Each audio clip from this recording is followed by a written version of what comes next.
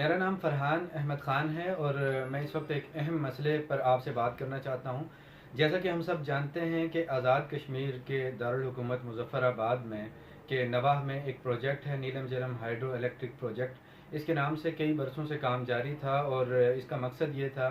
कि दरियाए नीलम और झेलम के पानी को रोक कर डाइवर्ट करके कुछ ऐसे छोटे डैम बनाए जाएं जिनके ज़रिए से नेशनल ग्रिड को 669 मेगावाट बिजली मिल सके। तो इस पर कई सालों से काम जारी था और इस दौरान ये शुबहात भी पैदा हुए कि अगर ये जो दो दरिया मुजफ्फराबाद शहर से गुजरते हैं, इनका पानी कम हो गया तो इससे शहर के माहौलियात को, वहाँ की आबादी को बहुत नुकसान पहुँचने का ख़दशा है। तो इस हवाले से 2005 के ज़लज़ले के बाद 2006, 7, 8, 9 और 10 और 11 तक कुछ इन्वायरमेंटल स्टडीज़ भी करवाई गई। इससे पहले 1996 में एक स्टडी करवाई गई। उस स्टडी में ये बात सामने आई थी कि आज़ाद कश्मीर की जो तखमीना आबादी है 2005 में, वो तकरीबन 5.5 लाख तक चली जाएगी। और उसके बाद कई सालों बाद दोबारा एक स्टडी करवाई गई। उस स्टडी में कहा गया कि वो 3.5 लाख तक चली जाएगी। बहरहाल उस स्टडी के करवाने का मकसद बुनियादी तौर पर यह था कि आपको उस मुतवक्के आबादी की तादाद के मुताबिक कौन से इन प्रोजेक्ट्स के जो मनफी असरात हैं उनको दूर करने के लिए क्या प्रोजेक्ट्स लगाने पड़ेंगे माहौलियात को बचाने के लिए। बहरहाल वो स्टडी जब सामने आई, उस स्टडी के आने के बाद बहुत से शकूक मकामी शहरियों में पैदा हुए, लोगों में पैदा हुए। माहिरीन ने बहुत सी माहौलियाती जो थ्रेट्स थी उनसे आगाह किया, लेकिन माजी की हुकूमतों ने भी और मौजूदा हुकूमतों ने भी इस जानिब कोई तवज्जो नहीं दी। और अब हम देख रहे हैं कि गुज़श्ता साल अभी चंद माह कबल यानी 2000 बल्कि 18 ही में पहला यूनिट जो है नीलम झेलम हाइड्रो प्रोजेक्ट का वो वर्किंग हो गया है। उसने नेशनल ग्रिड को बिजली देना शुरू कर दी गई है। और जो आखिर में जो स्टडीज़ आई थी उन स्टडीज़ में ये कहा गया था कि मौसम सरमा में भी जो पानी का बहाव होगा शहर का, उसको ज़्यादा मुतासर नहीं किया जाएगा। अगर डैम में पानी रोका भी जाता है तो कम अज़ कम 15 क्यूमिक्स पानी जो है वो शहर में से गुजरेगा, ताकि शहर के अंदर जो 16 सेवरेज के पॉइंट्स हैं, जो शहर के गंद और कूड़ा है वो दरिया अपने सीने में दफन करता था, उनकी वजह से माहौलियाती असरात पैदा ना हों। अब सूरत हाल ये है कि इस वक्त शहर की आबादी का जो तखमीना है उसके बारे में बहुत शकूक और शुबहात पाए जाते हैं कि वापडा ने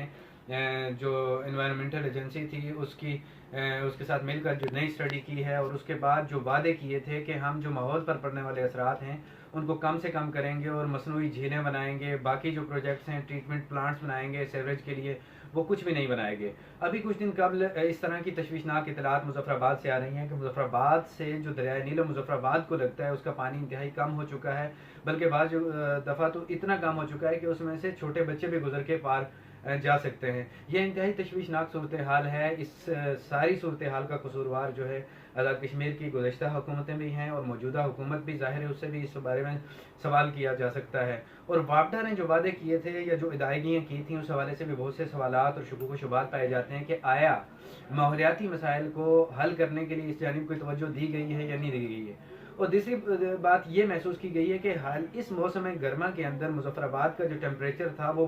माजी के जो अदवार थे, माजी के जो बर्स थे उनसे ज़्यादा था। इससे ये साबित होता है कि नीलम झेलम हाइड्रो इलेक्ट्रिक प्रोजेक्ट जो है ये तो पूरी कौम के लिए एक अहम प्रोजेक्ट है, जिससे बिजली की पैदावार में इजाफा होता है, लेकिन जिस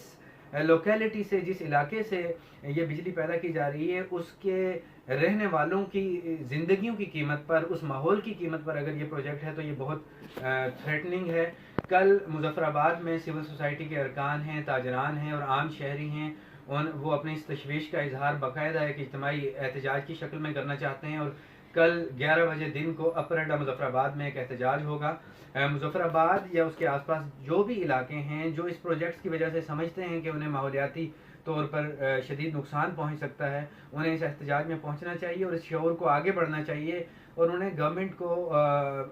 ऑन बोर्ड लेना चाहिए। उन्हें ये सवाल उठाना चाहिए कि ये प्रोजेक्ट तो बनना चाहिए, लेकिन इस प्रोजेक्ट की वजह से दरियाओं की रवानी मुतासर होने की वजह से कल अगर दरियाए झेलम का पानी भी डाइवर्ट करके 76 क्लास वाले डैम के अंदर डाला जाता है तो पानी का बहाव जो शहर से है वो बहुत कम हो जाएगा। और कोई भी अल्टरनेटिव नहीं बनाया गया, कोई मसनूई झीलें नहीं बनाई गई जो मौसम और दर्जा हरारत को कंट्रोल कर सकें। तो कल के इस एहतजाज में आप लोग भरपूर शिरकत करें ताकि एक इज्तिमाई आवाज़ जो है वो एक मौसर नताइज की तरफ हमें लेकर जा सके। हुकूमत भी इस बारे में सोचे और वापडा भी इस बारे में सोचे और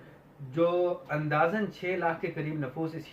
शहर में रहते हैं उनकी ज़िंदगी जो है वो बच सके, माहौलियाती मसाइल से हम बच सकें और एक बेहतर ज़िंदगी हम गुजार सकें कि साथ साथ हमारे तवानाई का बहरान भी ख़त्म हो और साथ साथ हमारी ज़िंदगी के इम्कानात भी आगे से आगे बेहतर बढ़ते चले जाएँ।